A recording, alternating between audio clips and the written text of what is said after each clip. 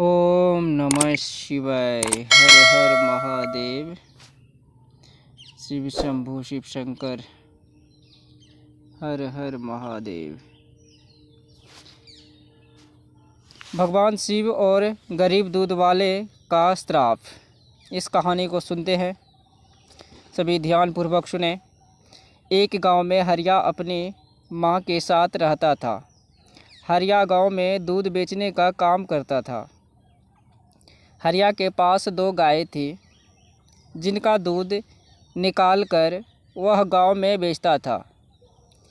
एक दिन हरिया एक घर में दूध देने गया तो उसने देखा वहां भगवान शिव की पूजा की जा रही है। हरिया ने अपनी माँ को मंदिर जाते तो कोई बार देखा था, लेकिन घर पूजा करते हुए कभी नहीं देखा। हरिया, मालिक, यह आप घर पर पूजा क्यों कर रहे हैं? फिर मालिक बोलते हैं हरिया से, हरिया, तुम्हारे घर में पूजा नहीं होती क्या? आज श्रावण का सोमवार है, इसलिए भगवान शिव की पूजा की जा रही है। इसके बाद हम सब मंदिर जाएंगे और पूरा दिन उपवास रखेंगे।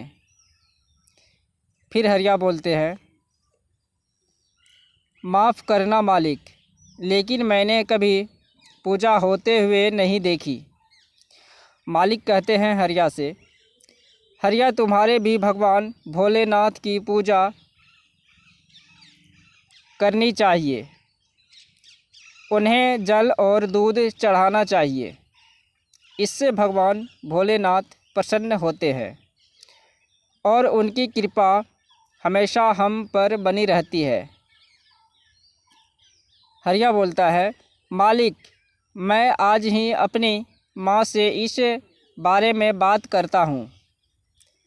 हरिया वहाँ से दूध अपने घर आ जाता है। हरिया बोलता है, माँ, तुम घर में पूजा क्यों नहीं करती? तब माँ बोलती है, बेटा, मैं मंदिर में पूजा करने जाती हूँ। घर में पूजा इसलिए नहीं करती क्योंकि एक बार घर में पूजा करते समय एक सांप निकला आया था और उसने तुम्हारे पिता को काट लिया था, जिसके कारण उनकी मृत्यु हो गई।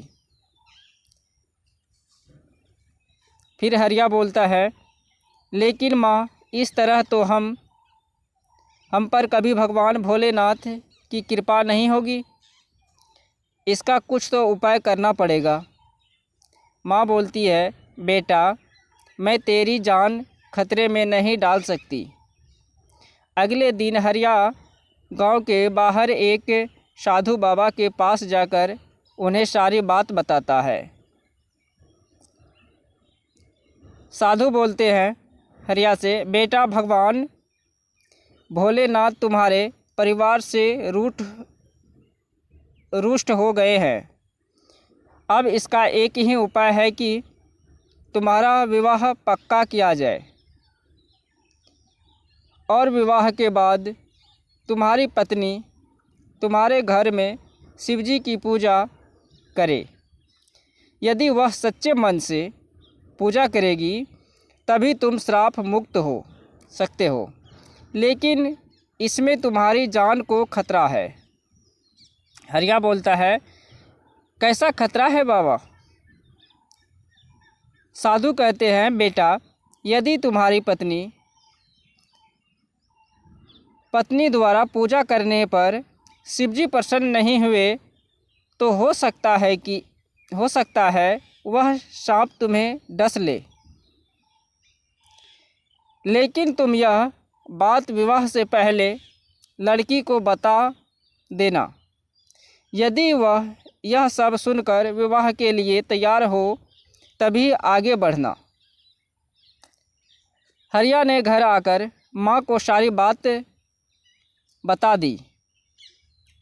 माँ ने गांव में जाकर हरिया के रिश्ते की बात की, लेकिन किसी ने भी अपनी कन्या का विवाह करने से मना कर दिया। हार कर हरिया की माँ घर आ जाती है। अगले दिन हरिया दूध बेचने गांव की ओर जा रहा था, तभी उसे किसी की रोने की आवाज़ सुनाई दी। उसने पास में जाकर देखा तो एक बूढ़िया बैठी रो रही थी। हरिया बोलता है, माँ जी आप क्यों रो रही हो? फिर बैठी हुई बूढ़िया बोलती है, बेटा मेरी बेटी विवाह के योग्य है।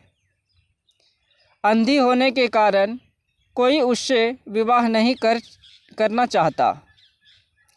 हरिया ने अपनी परेशानी बुढ़िया माई को बताई। तभी उसकी अंधी बेटी शांति से सारी बातें सुन ली और विवाह के लिए हाँ कर दी। हरिया और शांति का विवाह हो जाता है। विवाह के अगले दिन दोनों पूजा करने बैठ जाते हैं। शांति पूजा करती है। पूजा करते समय शांति भगवान भोलेनाथ के शिवलिंग पर दूध चढ़ाती है। शांति बोलती है, बाबा यदि आप रुष्ट है तो मेरे प्राण ले लीजिए। प्रार्थना करके शांति जैसे ही आँख खोलती है, उसे सब कुछ दिखाई देने लगता है। यह देखकर हरिया बहुत प्रसन्न होता है। उस दिन से दोनों भगवान शिव की पूजा करने लगते हैं